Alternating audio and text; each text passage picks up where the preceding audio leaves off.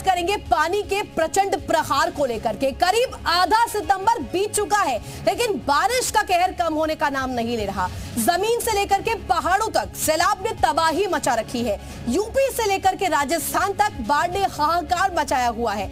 मध्य प्रदेश में भी सैलाब का कुछ ऐसा ही हाल है। पूरे गांव के गांव समंदर में तब्दील हो चुके हैं। बाढ़ की तबाही पर यह खास रिपोर्ट आपको दिखाएंगे किस तरीके से ग्राउंड जीरो पर हालात है।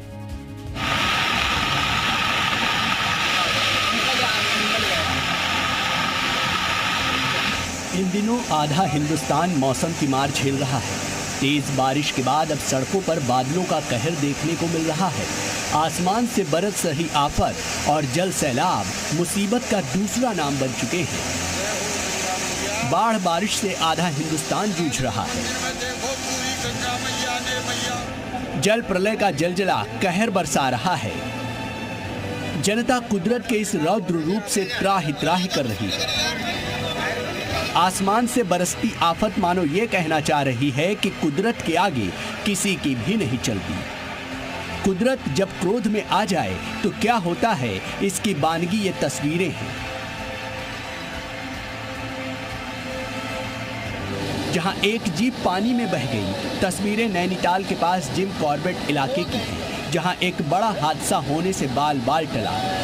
दरअसल बारिश के कारण नदियां उफान पर हैं। नदियों का पानी पुल के ऊपर से गुजर रहा है। इसी दौरान जिम कॉर्बेट पार्क में पर्यटकों को घुमा रही एक जीप पानी के बीच से गुजरने की कोशिश करती है और बीच पानी में आकर फंस जाती है। इसी बीच तेज बहाव के कारण जीप नदी में बह गई। गनीमत रही कि समय रहते सभी पर्यटक जीप से उतर गए थे और बड़ा हादसा होने से टल गया। तस्वीरें मध्य प्रदेश के खरगोन की हैं, जहां लगातार बारिश के बाद नर्मदा नदी का जलस्तर बढ़ गया है।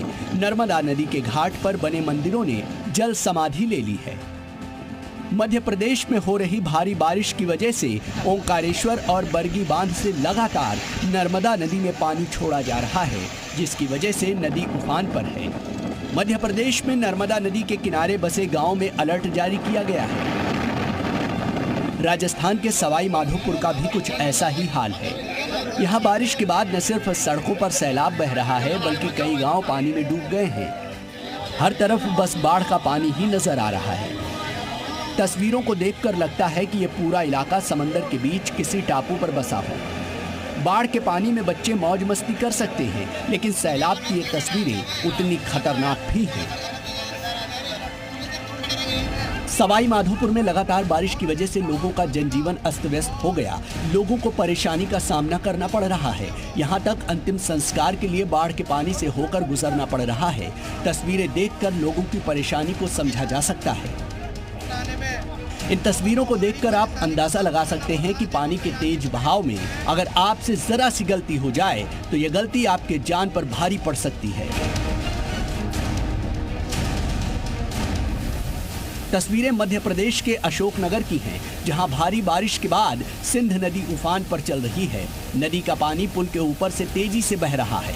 दो बाइक सवार इसे पार करने की कोशिश करते हैं और बाइक पानी में बहने लगी। दोनों बाइक को बचाने की कोशिश करते हैं, लेकिन पानी के सामने इनकी एक न चली और दोनों नदी में बह गए। गनीमत रही कि बाद में स्थानीय लोगों ने दोनों को बचा लिया।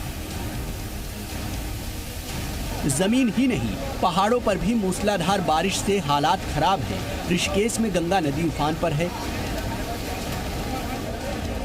गंगा किनारे बने घाट पानी में डूब गए हैं। गंगा के बढ़ते जलस्तर को लेकर प्रशासन लोगों से घाटों से दूर रहने की अपील कर रहा है।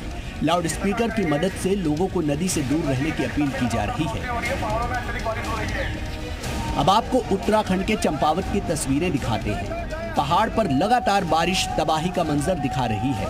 इन तस्वीरों को देखिए, जहां एक इमारत चंद सेकंड में ढह गई।